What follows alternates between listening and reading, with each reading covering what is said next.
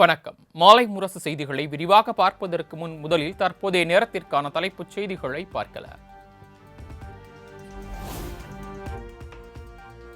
பகல்காம் தீவிரவாத தாக்குதலை தொடர்ந்து இந்தியா பாகிஸ்தான் இடையே ஏற்பட்ட மோதல் முடிவுக்கு வந்தது. அனைத்து விதமான தாக்குதல்களையும் நிறுத்திக் கொள்ள இந்தியா பாகிஸ்தான் நாடுகள் ஒப்புதல்.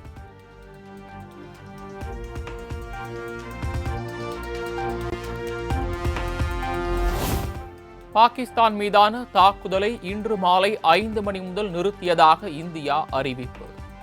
இரு நாடுகளுக்கு இடையே நடைபெற்ற நேரடி பேச்சுவார்த்தையில் தாக்குதலை நிறுத்துவது என முடிவு எடுத்ததாக விக்ரம் மிஸ்ரி அறிவிப்பு.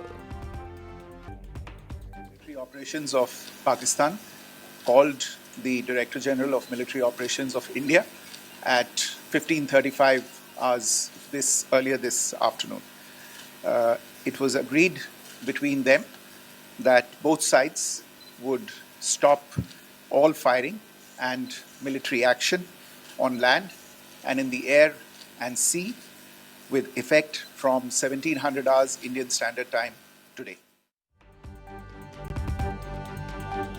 வருகிற 12ஆம் தேதி இந்தியா பாகிஸ்தான் நாடுகளுக்கு இடையே மீண்டும் பேச்சுவார்த்தை நடத்தப்படும். இந்திய வெளியுறவுத்துறை செயலாளர் விக்ரம் மிஸ்ரி அறிவிப்பு.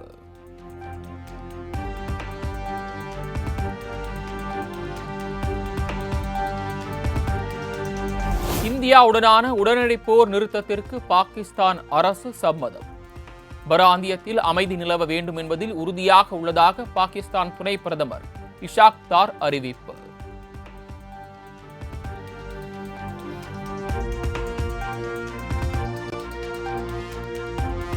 பிரதமர் நரேந்திர மோடியுடன் தேசிய பாதுகாப்பு ஆலோசகர் அஜித் தோவல் மீண்டும் சந்திப்பு. போர் நிறுத்தம் தொடர்பான அறிவிப்பு வெளியான நிலையில் அடுத்த கட்ட நடவடிக்கை குறித்து ஆலோசனை.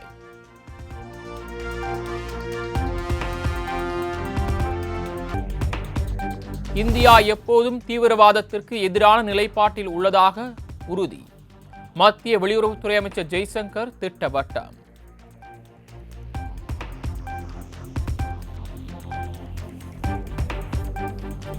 இந்தியா மற்றும் பாகிஸ்தான் தாக்குதல்களை நிறுத்த ஒப்புக்கொண்டதாக அமெரிக்க அதிபர் ட்ரம்ப் அறிவிப்பு. உடனடியாக சண்டையை நிறுத்த இரு நாடுகளும் ஒப்புக்கொண்டதாக ட்ரம்ப் எக்ஸ் தளத்தில் பதிவு.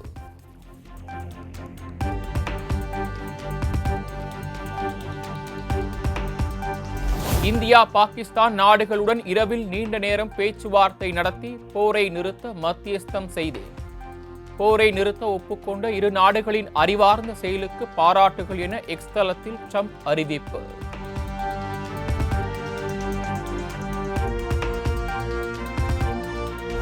தீவிரவாத தாக்குதல் விவகாரத்தில் பாகிஸ்தான் தொடர்ந்து பொய் தகவல்களை பரப்பி வந்தது.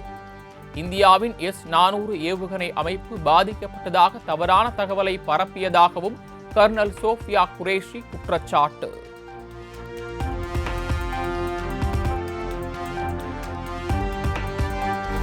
இந்திய இறையாண்மையை காப்பதில் உறுதியாக உள்ளோம் என பாதுகாப்புத்துறை உறுதி. பாகிஸ்தானில் மத தலங்கள் மீது இந்தியா தாக்குதல் நடத்தவில்லை என விங் கமாண்டர் வியோமிகா சிங் விளக்கம்.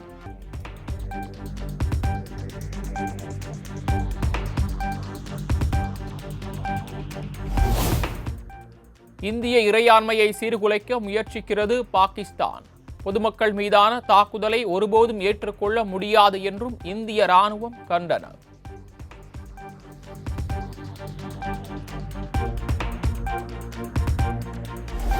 போர் நிறுத்தம் அறிவிக்கப்பட்டாலும் பாகிஸ்தான் உடனான சிந்து நதிநீர் ஒப்பந்தம் ரத்து செய்யப்பட்டது தொடரும்.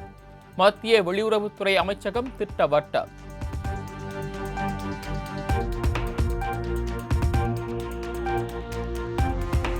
ஆப்கானிஸ்தான் மீது இந்தியா தாக்குதல் நடத்தியதாக பாகிஸ்தான் கூறுவது உண்மை அல்ல. ஏவுகணை மூலம் தாக்குதல் நடத்தப்பட்டதாக வெளியான தகவலை மறுத்தது தலிபான் தலைமையிலான ஆப்கான் அரசு.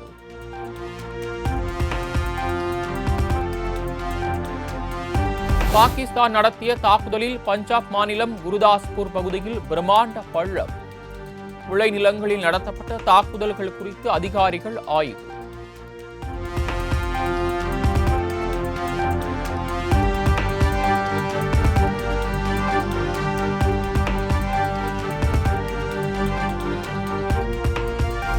இந்திய ராணுவத்தின் அடுத்தடுத்த தாக்குதல்களால் செய்வதறியாமல் திகைத்து போன பாகிஸ்தான் இனியும் தாக்குதல்களை எதிர்கொள்ள முடியாது என்பதால் பேச்சுவார்த்தைக்கு முதலில் அழைப்பு விடுத்தது அந்நாட்டு அரசு.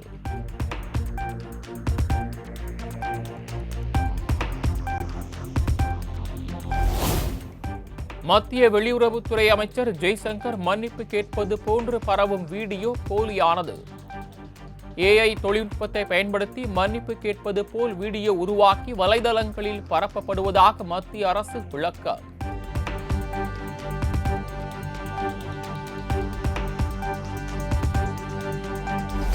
சென்னையில் முதலமைச்சர் மு.க. ஸ்டாலின் தலைமையில் இந்திய ராணுவ படைகளுக்கு ஆதரவாக நடைபெற்ற பேரணி. முன்னாள் படை வீரர்கள், மாணவர்கள் என ஆயிரக்கணக்கானோர் பங்கேற்பு.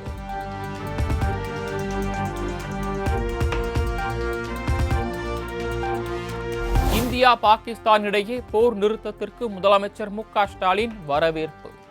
நமது எல்லையை காக்கும் வீரர்களின் தீரத்திற்கு மனமார்ந்த வணக்கம் என எக்ஸ் தளத்தில் பதிவு.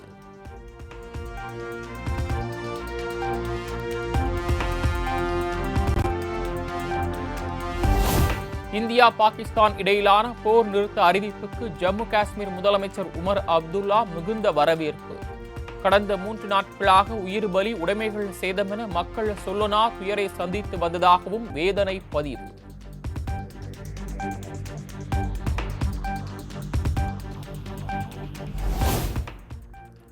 ஜம்மு காஷ்மீரில் பாகிஸ்தான் நடத்திய தாக்குதலில் உயிரிழந்தவர்களின் குடும்பங்களுக்கு தலா 10 லட்சம் ரூபாய் நிதி உதவி. அம்மாநில முதலமைச்சர் உமர் அப்துல்லா நிதி உதவி அறிவிப்பு.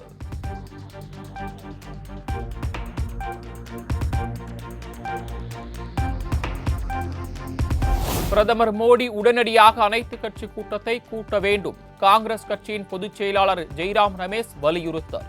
இந்தியா மற்றும் பாகிஸ்தான் இடையிலான தாக்குதல் நிறுத்தத்தை அமெரிக்கா அறிவித்திருப்பது வரலாற்றில் இதுவரை இல்லாத ஒன்று எனவும் கருத்து.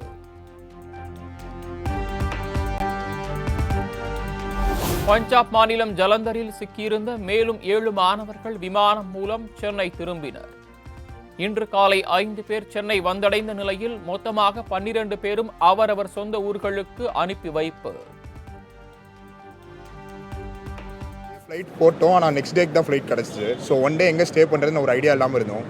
ஸோ கிளம்பும் போதையே அங்கே டெல்லி ரீச் ஆகிட்டு என்ன பண்ணுறதுன்னு தெரியாமல் சரி ஹெல்ப்லைன் காண்டாக்ட் பண்ணலாம் அப்படின்னு யோசிக்கும் போது ஹெல்ப்லைன் காண்டாக்ட் பண்ண ஸ்டார்ட் பண்ணோம். காண்டாக்ட் பண்ண உடனே அவங்க செம்ம ரெஸ்பான்ஸ் கொடுத்தாங்க. ரொம்ப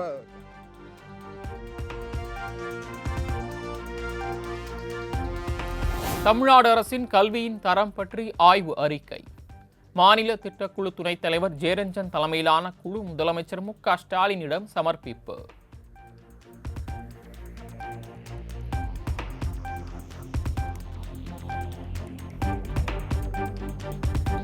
அடிப்படை தேவைகளை நிறைவேற்ற தவறிய திமுக அரசை கண்டித்து கடலூர் கிழக்கு மாவட்டத்தின் சார்பில் 15ஆம் தேதி ஆர்ப்பாட்டம். எதிர்க்கட்சித் தலைவர் எடப்பாடி பழனிசாமி அறிவிப்பு.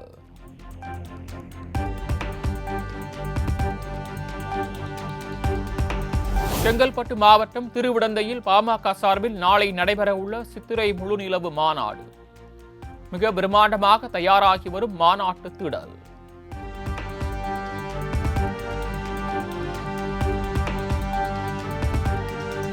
உலக அமைதிக்காக ஒரிகாமி முறையில் காகித புறாக்களை செய்து சேலம் அரசு பொறியியல் கல்லூரி மாணவர்கள் சாதனை. சுமார் 85,000 புறாக்களை உருவாக்கி மாணவர்கள் அசத்தல்.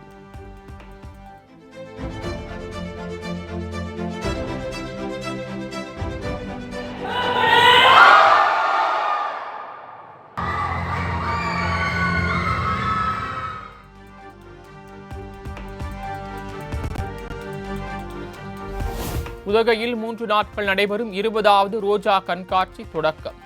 கண்களை கொள்ளை கொள்ளும் மலர்களை கண்டு ரசிக்கும் சுற்றுலா பயணிகள்.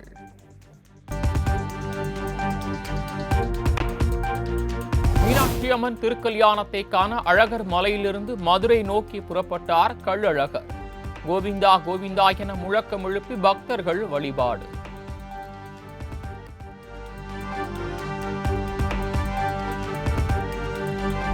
சித்திரை சனி பிரதோஷத்தை முன்னிட்டு திருவண்ணாமலை, தஞ்சாவூர் உள்ளிட்ட சிவாலயங்களில் நந்தியம் பெருமானுக்கு சிறப்பு அபிஷேகம். அரோகரா முழக்கம் எழுப்பி ஆயிரக்கணக்கான பக்தர்கள் வழிபாடு.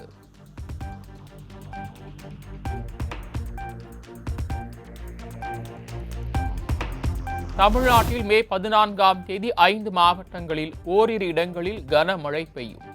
சென்னை வானிலை ஆய்வு மையம் தகவல்.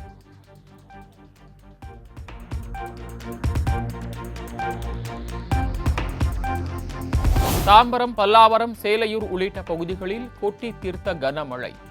கடும் வெயிலுக்கு இடையே பெய்த மழையால் மகிழ்ச்சியில் திளைத்த மக்கள்.